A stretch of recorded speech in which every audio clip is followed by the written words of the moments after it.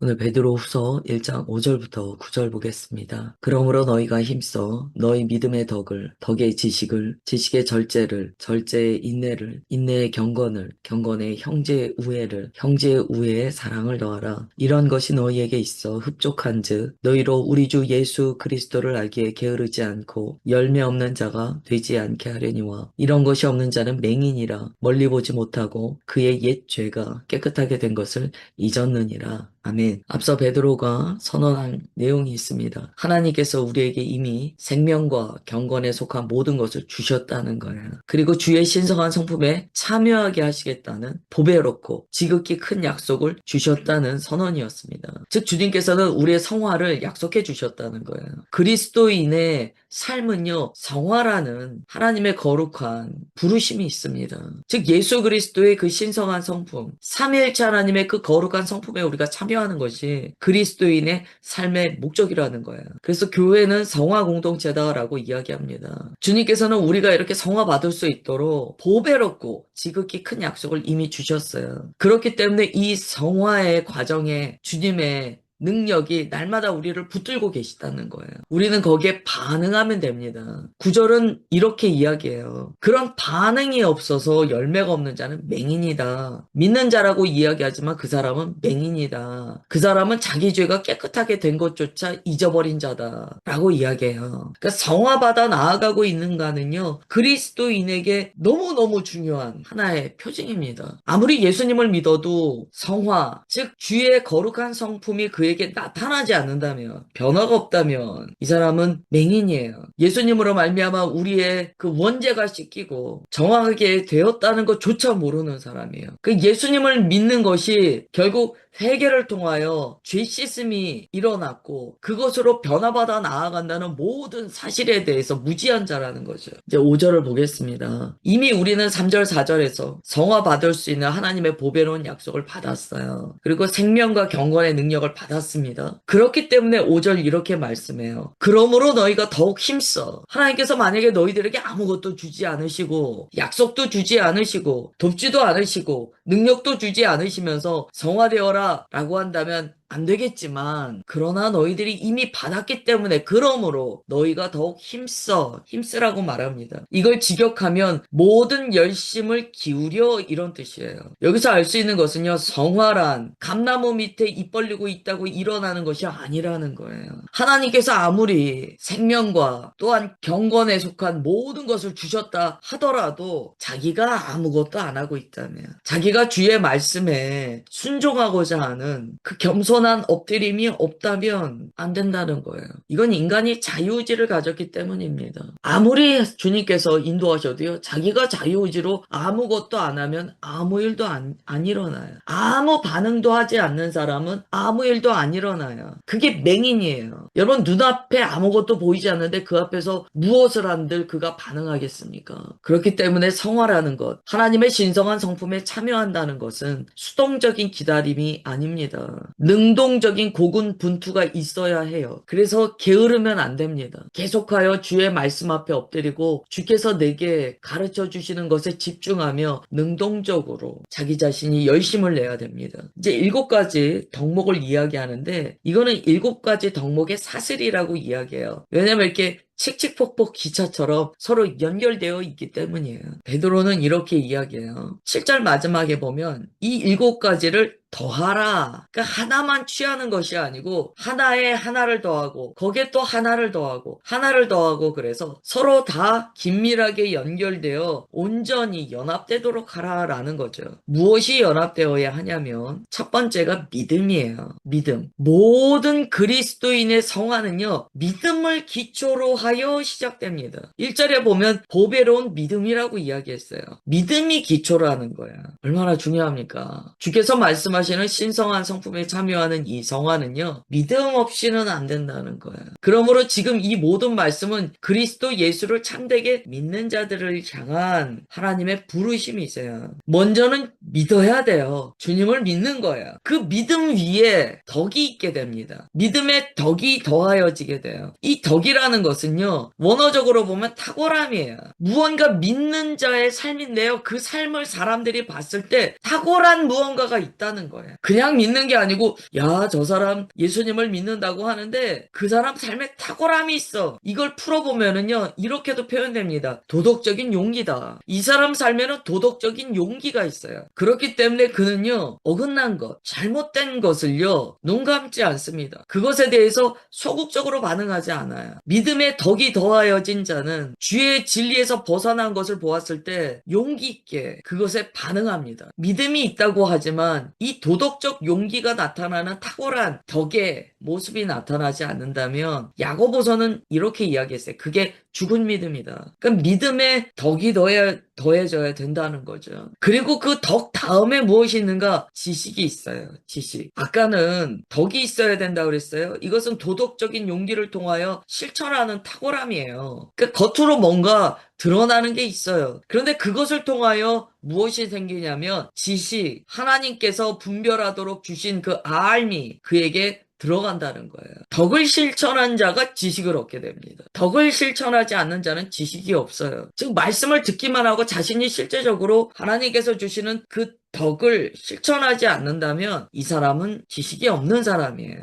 우리가 지난 주일에 살펴봤습니다. 장성한 믿음까지 자라난 사람은요, 딱딱한 음식을 먹는다고 했어요. 그 딱딱한 음식이 무엇인가? 그의 삶에 의를 실천해서 하나님의 선과 악을 분별할 수 있는 지식이었어요. 그게 있었어요. 그 분별력이 있었어요. 그렇기 때문에 덕, 그리스도인의 탁월한 삶의 모습, 도덕적인 용기를 가지고 그것을 실천하는 모습이 있는 사람은요, 비로소 분별할 수 있는 지식을 얻게 됩니다. 말씀을 딸딸 외운다고 생기는 게 아니에요. 그 다음에 그 지식이 있은 다음에 그 다음에 무엇이 더해집니까? 절제, 덕이 있고 또한 거기에 지식이 더해졌어요. 그 다음에 비로소 우리가 얻게 되는 것이 절제예요. 아, 이걸 지금 이렇게 해야 되는구나. 아, 이걸 이렇게 말해야 되는구나. 아, 이것을 이렇게 내가 주님 앞에 순종해야 되는구나. 또 누군가에게 이것을 전달하고 권면해야 되는구나. 이러한 모든 것들에 있어서 자기 자신을 붙드는 힘이 생긴다는 거예요.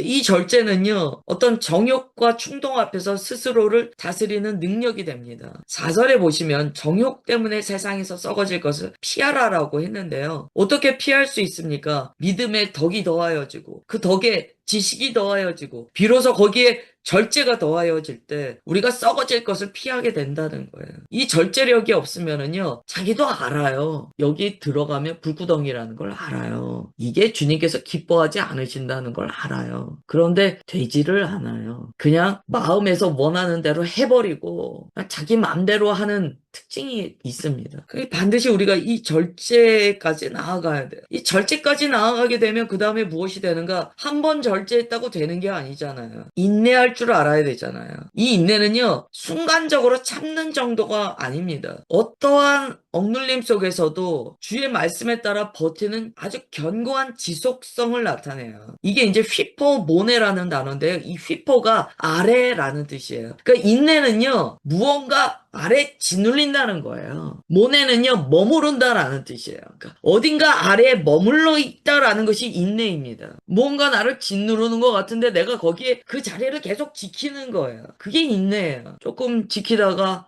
아, 답답해. 난 못 살아. 던지고 나가고. 그건 인내가 아니에요. 절제한 경험이 있지만 인내로서 지속되지 않는다면 안 되겠죠. 그래서 절제 다음에 인내가 나옵니다. 인내 다음에 뭐가 나오냐면 경건이 나와요. 거룩이 나와요. 바로 우리가 앞서 이야기했던 절제와 인내가 경건의 자리로 나아간다는 것은요, 이러한 절제와 인내가 인간적인 자기 수련이 아니라는 거예요. 이 모든 것이요, 하나님의 거룩을 향하여 나아가야 된다는 거예요. 여러분, 절제와 인내가 인간의 능력으로, 자기 고행으로, 자기 수련으로 흘러가는 것을 우리는 종교인이다라고 이야기합니다. 그러면 인내 다음에 뭐가 오냐면요, 자기 의가 와요. 교만이 와요. 그 인내 다음에 반드시 거룩이 더해져야 돼요. 이 거룩은요, 하나님을 향한 예배 태도를 의미하기도 합니다. 그러니까 이러한 인내 다음에는요, 반드시 주님 앞에 예배드리며 주의 거룩하심 앞에 겸손히 엎드리는 삶으로 나아가야 돼요. 절제하고 인내한 다음에 예배드리는 자인가 봐야 돼요.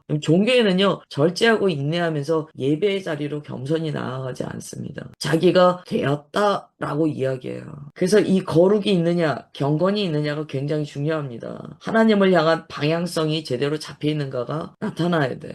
그 다음에 이제 형제 우애입니다. 이게 이제 필라델피아예요. 형제 우애. 경건이 하나님과 우리와의 관계, 즉 수직적 관계에서의 겸손이라면 형제 우애는요, 수평적 관계에서의 겸손입니다. 서로를 보살피며 서로의 마음을 존중하며 서로가 서로를 나보다 낮게 여기며 겸손히 서로를 섬기는 마음이 형제 우애예요. 경건 없이 형제 우애가 있다라고 하면 그것은 그냥 친교입니다. 친교. 경건이 있어야 돼요. 그 다음에 마지막에 사랑이 와요. 이게 아가페인데요. 조건 없이 희생적인 하나님의 사랑을 의미합니다. 골로새서에 보면 바울도 사랑을 모든 것의 완성으로 봐요. 믿음으로 시작하여 사랑으로 완성된다는 것이 드러나죠. 믿음으로 시작해서 사랑으로 완성되는 이 7가지의 사슬이 앞서 이야기한 신성한 성품에 해당합니다. 즉 성화의 과정에 이것들이 나타난다는 거야. 이 7가지의 사슬이 계속 더하여지는 것이 나타난다는 거야. 그러면 우리는 내가 성화받고 있는가? 라는 것을 볼 때요. 7가지가 나타나고 있는가를 보면 되겠죠. 믿음이 있는가? 그 믿음에 더하여져서 삶에 탁월함이 있는가? 누가 봐도 그리스도인으로서 그의 삶이 다르다라고 이야기하는 도덕적인 용기가 있는가? 이걸 봐야겠죠. 이 덕이에요, 덕. 거기에 주께서 주시는 지식이 있는가? 분별할 수 있는 지식이 있는가? 지식이 있다면 자기의 정욕을 절제하고 주의 말씀을 따르는 이 절제가 있는가? 절제한다면 일순간의 절제가 아니고 그것이 지속되는 인내가 있는가? 인내가 있다면 그것을 자기 의로 나타내지 않고 하나님의 거룩하신 가운데 겸손히 엎드리는 경건이 있는가? 예배자의 삶이 있는가? 그 경건까지 더해졌을 때 그가 하나님께만 대하여 그런 것이 아니고 형제의 우애까지 나아가는가? 이 형제의 우애까지 나아가서 그는 아무 조건을 달지 않고 희생하는 사랑이 있는가? 이것이 성화의 과정이라는 거예요. 그러면서 8절에 이렇게 말씀합니다. 이런 것이 너희에게 있어 흡족한즉 이런 것이 충분히 너희들에게 나타난즉 너희로 우리 주 예수 그리스도를 알기에 게으르지 않고 열매 없는 자가 되지 않게 하려니와 이런 열매가 있을 때 7가지의 열매가 있을 때 그가 게으르지 않은 자라는 거예요. 그리스도 알기에 게으르지 않는 자라는 거예요. 그리스도 알기에 거룩한 열심이 있는 자는 이러한 열매가 나타난다는 거예요. 열매가 없다면 사실은 우리가 열매가 없다면 사실은 우리가 정말 예수님을 믿는가 아는가 사랑하는가 소망하는가 그 진정성에 대한 물음표가 있을 수밖에 없다는 거죠. 지금 이 편지는요, 고난당하는 그리스도인들에게 쓰여졌습니다. 여러분, 고난당하는 그리스도인에게 성화를 이야기한다는 걸 좀 생각해 보십시오. 아니, 고난당하고 있는데 무슨 성화야? 위로해야지. 근데 베드로가요, 고난당하고 있는 그리스도인에게 성화를 이야기하고 있다는 거예요. 그렇다면 그 고난이요, 결국에는 어떤 방향으로 나아가고 있다는 말씀입니까? 예수님의 신성한 성품에 참여하는 방향으로 그 고난이 주어지고 있다는 거예요. 사람마다 성화되기 위하여 하나님께서 다루시는 방법이 다 다릅니다. 어떤 사람은 사업을 통해서 또 어떤 분들 같은 경우에는 정말 결혼을 통하여 우리가 성화의 과정으로 나아가게 됩니다. 그냥 일상으로 보자면 뭐 요거도 먹고 뭐 억눌리고 그러면서 우리가 그런 과정으로 나아가요. 어떤 사람은 직장 관계에서 그런 일들로 나아가요. 가정의 문제, 친구 관계의 문제. 하나님께서 우리를 성화받게 하시려고 사실은 고난을 사용하신다는 거예요. 지금 베드로가요, 고난당하고 있는 그리스도인들한테 성화를 그래서 이야기하는 거예요. 그러면서 9절 뭐라고 하는가? 말씀드린 대로 이런 것이 없는 자, 이런 열매가 예수님을 믿는다고 하면서 도무지 나타나지 않는 자, 맹인이다. 멀리 보지 못한다. 눈앞에 밖에는 못 본다. 그러니까 눈먼 자라는 거예요. 이런 열매가 나타나지 않는 사람은 눈먼 자다. 눈먼 그리스도인이다. 그러면서 이야기합니다. 그의 옛죄가 깨끗하게 된 것을 잊었다. 여러분, 잊었다는 게 얼마나 무서운 이야기냐면 주님께서 내 죄를 사하여 주신 것 자체를 잊고 사는 자라는 거예요. 그걸 우리 말로 어떻게 표현할 수 있을까요? 그냥 되는 대로 사는 사람이라는 거예요. 좀 더 심하게 이야기하면 그냥 막 산다는 거예요. 그리스도인인데 아무 생각 없이 막 사는 사람이라는 거예요. 예수님께서 내 죄를 어떻게 씻어주셨는지조차 다 잊어버리고 그냥 자기 맘대로 사는 사람이라는 거예요. 오늘 말씀이 신성한 성품에 대한 덕목입니다. 오늘 이 7가지는요.